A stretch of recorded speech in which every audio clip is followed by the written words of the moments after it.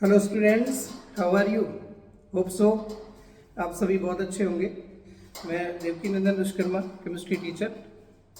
बेटा, जैसे कि आप जानते हो, कल जेईई मेंस का फर्स्ट अटैम्प्ट का पहला दिन है। मैं उम्मीद करता हूँ आप सब अपनी तैयारी कर चुके होंगे। ठीक है, मैं कुछ लास्ट टाइम या लास्ट मोमेंट स्ट्रेटजीज के बारे में कुछ आपसे डिस्कस करना चाह रहा हूँ। वैसे तो आप तैयारी कर चुके होंगे। कई बार आपको थोड़ी सी घबराहट रहती है कि इतना वाइड सिलेबस है, पता नहीं कहाँ से क्या आ जाएगा क्या नहीं आ जाएगा, पूरा सिलेबस हमारा कवर अप हो रहा है नहीं हो रहा है, या हम कर पाए नहीं कर पाए बहुत जल्दबाजी में। देखो बेटा, ये पहला अटेम्प्ट है और पहले अटेम्प्ट के लिए कई बार आपके स्कूल के एग्जाम्स, प्री बोर्ड्स, बोर्ड्स या फिर प्रैक्टिकल एग्जाम्स, ऐसे काफ़ी प्रेशर होता है इन सब चीज़ों का। फिर भी मैं उम्मीद करता हूँ कि आप सबने बहुत अच्छी प्रिपरेशन की है। ठीक है, पीछे क्या हुआ है, नंबर कम आए हैं, ज़्यादा आए हैं, बहुत अच्छे आए हैं। बहुत अच्छे आए हैं तो कोई ओवर कॉन्फिडेंस के साथ नहीं जाना है, और अगर बहुत कम आए हैं तो हमने कोई लो कॉन्फिडेंस के साथ नहीं जाना। नया दिन, नई शुरुआत होती है। ठीक है, और फिर अभी ये फर्स्ट अटेम्प्ट है, सेकंड इसके बाद बाकी है। फर्स्ट में हमारी कोशिश पूरी रहनी चाहिए कि हमने करना ही है, और आपको तो पता है दो ही चीज़ें होती है, इधर वेन अदरवाइज लर्न। ठीक है, और जो लर्न करेंगे we will apply in the next attempt. Okay, last time it's as में मैं 5-6 चैप्टर बता रहा हूं जिनसे आपको मिनिमम 7 से 8 क्वेश्चन मिल सकते हैं। फर्स्ट ऑफ ऑल, अगर मैं +1 के पोर्शन की बात करूं बेटा, अभी अगर आपके पास टाइम हो, जो पॉसिबिलिटी शायद कम ही है बट फिर भी हो अगर, तो आप लास्ट मोमेंट में केमिकल बॉन्डिंग के PYQs कुछ कर लीजिए, जिसमें डाइपोल मोमेंट चेक करना, हाइब्रिडाइजेशन शेप्स चेक करना, एंड मोलिकुलर ऑर्बिटल थ्योरी में बॉन्ड ऑर्डर निकालना, रिलेटिव स्टेबिलिटीज निकालना। ठीक है, even sigma pi bond find out करना भी देख लीजिए। डेफिनेटली यहां से कोई ना कोई क्वेश्चन आ सकता है। हो सकता है कोई लैटिस एनर्जी का ऑर्डर आ जाए, किसकी लैटिस एनर्जी ज्यादा है किसकी कम है। ठीक है, second, periodic table and P block, minimum 3 से 4 क्वेश्चन आपको मिल सकते हैं। पीरियोडिक टेबल की जनरल प्रॉपर्टी सबको पता ही होती है, लेकिन इसमें ionization energies, electron gain enthalpies, ठीक है, इलेक्ट्रोनेगेटिविटीज, एटॉमिक रेडियस के वेरिएशंस, और थोड़े बहुत जो उनके एक्सेप्शंस हैं in the periodic table, like top to bottom, left to right. जैसे 13 ग्रुप में क्या हो रहा है, डी ब्लॉक में वेरिएशन के तौर पे कहाँ साइज कम होती है, कहाँ ज्यादा होती है। एट ए ग्लांस आपको बुक्स के पीछे मेन पॉइंट्स मिल जाएंगे, वो भी आप रिवाइज कर सकते हो, नोटबुक्स देख सकते हो। ठीक है, या फिर PYQs के थ्रू 15-20 रिलेटेड क्वेश्चंस एक बार कर लो, कॉन्फिडेंस आ जाएगा, वैसे कर ही चुके हो क्या आप।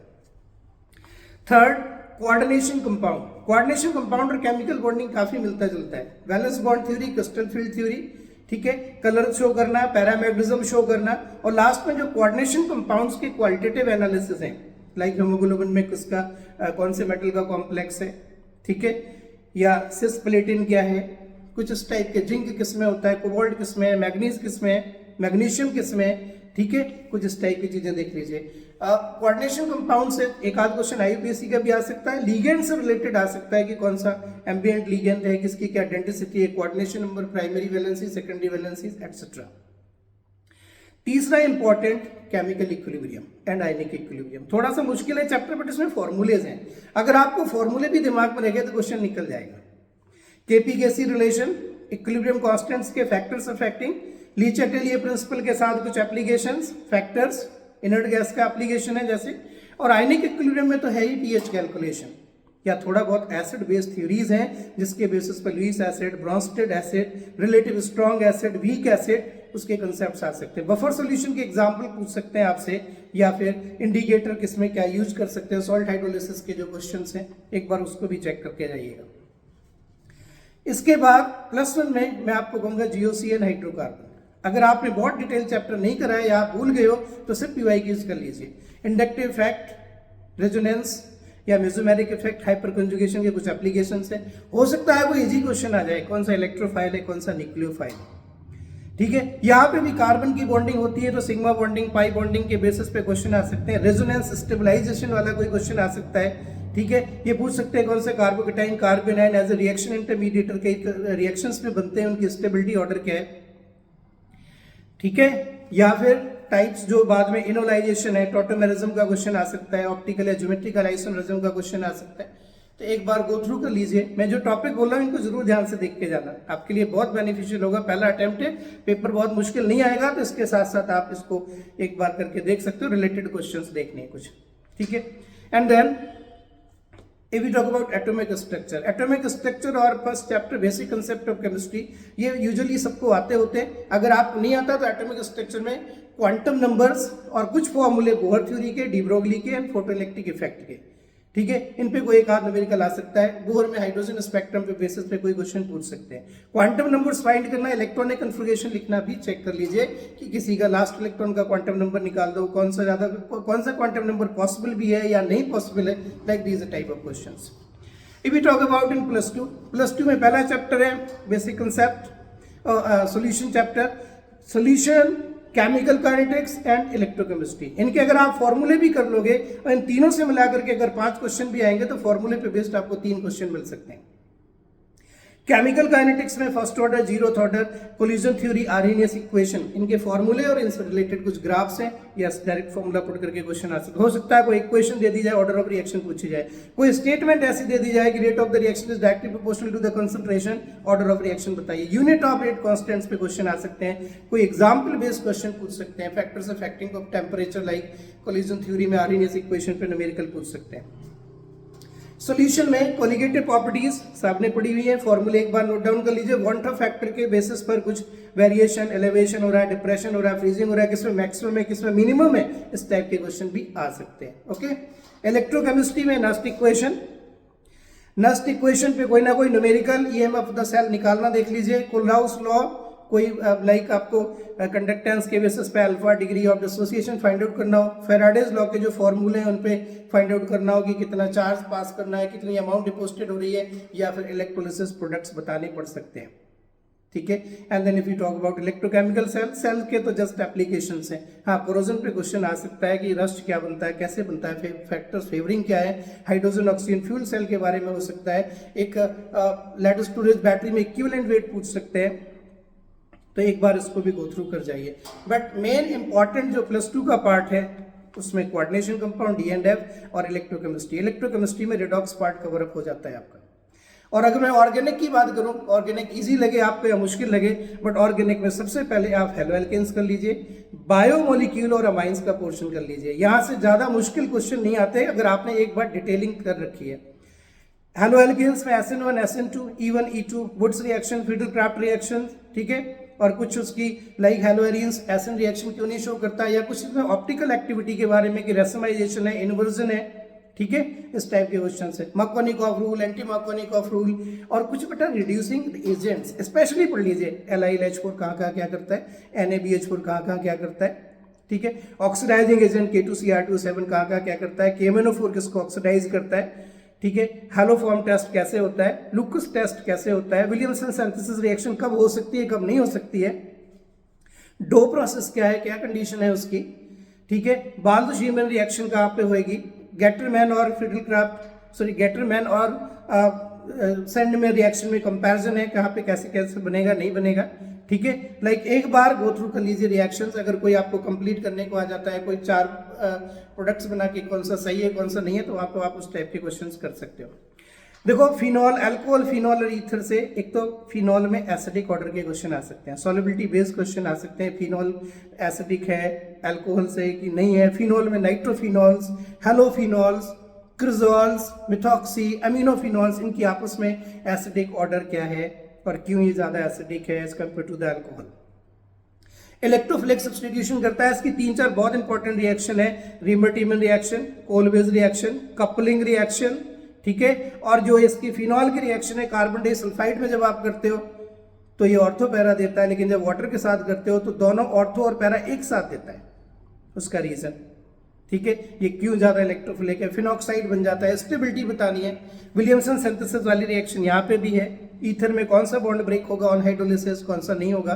कुछ एप्लीकेशन बेस्ड क्वेश्चंस हैं। इसमें कुछ टेस्टिंग भी है, जैसे RBW test, Victor Meyer test, haloform test, diazo test, ठीक है, और लुकस टेस्ट तो आपने पढ़ी रखा है। एक न्यूट्रल FeCl3 टेस्ट भी है जो इनोल टेस्टिंग होती है इसकी। बात समझ आ गई। एक आप देख रहे हैं इसमें बीच में एप्लीकेशंस हैं। मिथेनॉल को वुड स्प्रिट के साथ साथ और क्या कहते हैं, फिनॉल का और क्या नाम है, नॉर्मली जो रेक्टिफाइड स्प्रिट है या एब्सोल्यूट स्प्रिट है, इसका क्या फॉर्मूला है, डीनेचर्ड अल्कोहल क्या है, कहाँ पे यूज होता है, कई ऐसे क्वेश्चंस आ जाते हैं। पिछले चैप्टर में भी आ सकते हैं, जैसे फ्रियोन्स वगैरह हो गए, डीडीटी है, क्लोरोफॉर्म है, ठीक है, आयोडोफॉर्म है, ये कुछ एज ए सॉल्वेंट के तौर पे इनके क्या इफेक्ट्स हैं, उसके कुछ एप्लीकेशन बेस्ड भी है। मैं वो बता रहा हूँ जिसमें आपको रिएक्शंस की प्रॉब्लम हो रही हो तो ये बिना रिएक्शंस के भी निकल जाते हैं, ठीक है। डाइपोल मोमेंट का ऑर्डर क्या है इनका, बॉइलिंग पॉइंट का ऑर्डर क्या है इनका, कुछ फिजिकल प्रॉपर्टीज हैं, गो थ्रू करना है जस्ट। जिस किसी में हाइड्रोजन बॉन्डिंग का रीजन है, किसी में उनके शेप का रीजन है, ठीक। एल्डिहाइड कीटोन कार्बोक्सिलिक एसिड, सबसे ज्यादा रिएक्शन है, 5 रिएक्शन बोल रहा हूँ, aldol condensation, Cannizzaro reaction, Rosenmund and Stephen और HVZ रिएक्शन, ठीक है। इसके अलावा कुछ और रिएक्शंस हैं, वो जस्ट ऑक्सीडाइजिंग या रिड्यूसिंग नेचर वाली रिएक्शंस हैं। यहाँ पे भी कार्बोक्सिलिक एसिड में एसिडिक ऑर्डर, ऑर्थो इफेक्ट वगैरह का क्वेश्चन आ सकता है। बेंजीन रिंग पे कार्बोक्सिलिक एसिड के साथ कोई सब्स्टिट्यूएंट लगा दिया, एसिडिक ऑर्डर बताइए, ठीक है। मेथड ऑफ प्रिपरेशंस में रोजेनमुंड रिएक्शन, स्टीफन रिडक्शन है। और जब आप केमिकल प्रॉपर्टीज पढ़ते हो तो क्लीमेंशन है, वोल्फ-किर्शनर है, ठीक है। ये कुछ रिएक्शन, कौन सा रिड्यूसिंग एजेंट बेटर है, PCC, PDC, कॉलिन्स रिएजेंट, यहाँ पे वो चीजें आप देख सकते हो एक बार। कुछ इनके यूजेस है, यूरोट्रोपिन क्या है, फॉर्मलिन क्या है, ठीक है, मेटाएसिटाल्डिहाइड क्या है, मेरा पैराएल्डिहाइड क्या है, फॉर्मलिन का मतलब यूज क्या है आगे, तो एक बार गो थ्रू कर लीजिए, PYQs कर सकते हो तो, ठीक है। If you talk about amines, amines में बेटा हॉफमैन अमोनियालिसिस, गैब्रियल थैलिमाइड, कार्बोलामाइन रिएक्शन, ये 3-4 मेन रिएक्शंस हैं। इसके अलावा वहां पे भी टेस्टिंग है। अमाइंस का basic order primary, secondary, tertiary, gas form में क्या है, एक्वा सॉल्यूशन में क्या है, और जब इसके आगे डिटेलिंग करते हो, hydration factor, solvation factor, inductive effect, steric hindrance, ऐसे कई क्वेश्चन आ सकते हैं। बट इसमें आप थ्योरी पढ़ोगे तो दिक्कत है। मैं कहूंगा अगर कुछ करना भी है PYQs करो और सिर्फ क्वेश्चन कर लो, 10-15 क्वेश्चन कर लो, क्लियर। बायोमोलिक्यूल्स में amino acids 20, essential, non essential, acidic, basic, isoelectric point. DNA RNA में जो बेसिस हैं उनके स्ट्रक्चर्स, और जो अमीनो एसिड्स मैंने बताए उनके स्ट्रक्चर्स देख लो। जो ग्लाइकोसिडिक लिंकेज है या अमाइड लिंकेज है या फॉस्फोडाइएस्टर लिंकेज है, प्राइमरी, सेकेंडरी, टर्शरी, हम प्रोटीन्स के जो स्ट्रक्चर्स हैं, हो सकता है इजी क्वेश्चन आ जाए, प्रोटीन ही पूछ दे, वो सॉरी विटामिन ही पूछ दे, कौन सी विटामिन से कौन सी डिजीज होती है, chemical name of retinol, vitamin A, ठीक है, एस्प्रिन, लाइक सैलॉल, कुछ इस टाइप के, मतलब एक बार गो थ्रू कर जाओ। जरूरी नहीं है कि आपको सारी रिएक्शंस ही आनी चाहिए। ऐसा तो हाइड्रोकार्बन में आप मेनली एल्काइन पढ़ लो, एल्काइन में सारा एल्कीन कवरअप है। हाँ, एल्केन में कुछ लाइक सब्सटीट्यूशन रिएक्शंस ही है वहां पे, जो लाइक फ्री रेडिकल सब्सटीट्यूशन है। SN1 SN2 आप हेलोएल्केन्स में कर ही रहे हो, ठीक है। अल्कोहल वगैरह चैप्टर में आप एलिमिनेशन रिएक्शंस करोगे, E1 E2 भी कर लोगे, सेट-जेफ-रूफ हॉफमैन रूल भी वहां पे आ जाता है, ठीक है। सो बायोमोलिक्यूल इजी पड़ेगा, अमाइंस इजी पड़ेगा, chemical bonding periodic table easy पड़ेगा, कोऑर्डिनेशन कंपाउंड E&F इजी पड़ेगा, P ब्लॉक इजी पड़ेगा। और इसके बाद जो कुछ बचता है, अगर आप उनके फॉर्मूले भी कर जाते हो तो भी बहुत है। सो मेनली जो 5-6 चैप्टर आपके एक बार फिर से बता रहा हूं, सुन लीजिए। Chemical bonding and periodic table. Periodic table कुछ खास नहीं है, केमिकल बॉन्डिंग में जो मैंने आपको चीजें बताई वो देख लीजिए। सेकेंडली आप चलिए +1 के पोर्शन में GOC हाइड्रोकार्बन, ठीक है।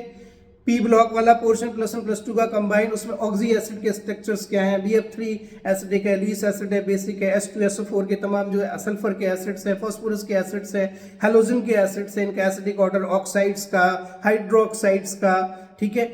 लाइक एप्लीकेशंस भी है। इनर्ट गैसेस वाले में तो यही आ जाएगा कि भाई लाइक वो रिएक्शन करता है एक अपना जीनोन क्यों करता है, कैसे इंस्पायर्ड हुआ, उसके कुछ यूजेस है। उसके कंपाउंड आ सकते हैं XeF4, XeF6, XeO2F2, इनके वगैरह के स्ट्रक्चर्स बना के बताइए ये इनमें किसमें क्या हाइब्रिडाइजेशन है। PCl5 सॉलिड क्या है, उसके एक्सियल बॉन्ड लंबे होते हैं कि दूसरे वाले होते हैं। CO का बॉन्ड ऑर्डर क्या है, CO में तो बॉन्ड ऑर्डर सिग्मा वाला, पाई वाला, वो सीक्वेंस भी चेंज हो जाता है, ठीक है। केमिकल बॉन्डिंग में MOT प्रॉपर कर लीजिए, डाइपोल मोमेंट, फ्रेजेंस रूल और हाइब्रिडाइजेशन के क्वेश्चंस कर लीजिए। शायद आपको, मुझे लगता है इतने से मिल जाने चाहिए। +2 वाले पोर्शन में हेलोएल्केन्स एक बार पहले प्रॉपरली कर लो और फिर बायोमोलिक्यूल्स एंड अमाइंस कर लो, काफी चीजें आपकी हेल्प हो जाएंगी। बीच में अगर आपको बहुत ज्यादा नहीं करने को मिल रहा है तो आप क्या करना कि LiLH4 और NaBH4, K2CR2O7, KMnO4, PCC, PDC, Stephen reduction, Rosenmund reduction, इनके जो रिएजेंट्स है, कहाँ पे कौन से रिएजेंट्स यूज होते हैं।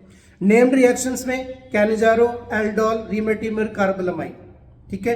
कपलिंग रिएक्शन, ये कुछ रिएक्शंस आपको बता दी, गैब्रियल थैलीमाइड रिएक्शंस, इनमें कैसे प्रोडक्ट्स बनते हैं, रिएजेंट पहचानना हो दे देंगे, प्रोडक्ट्स बता के बताओ। बात समझ आ गई? सो ओवरऑल वैसे आप लोग तैयारी कर चुके हो, मैं तो आपको कॉन्फिडेंस बढ़ाने के लिए चीजें बता रहा हूँ। मैं पूरी उम्मीद से हूँ कि आपको लगभग जब आप पेपर देखोगे सारा आता होगा, बट ओवर कॉन्फिडेंट नहीं होना और पहले से जाके डिमोटिवेट नहीं होना कि यार मेरा टेस्ट सीरीज में नंबर कम आया, मैं कैसे करूंगा।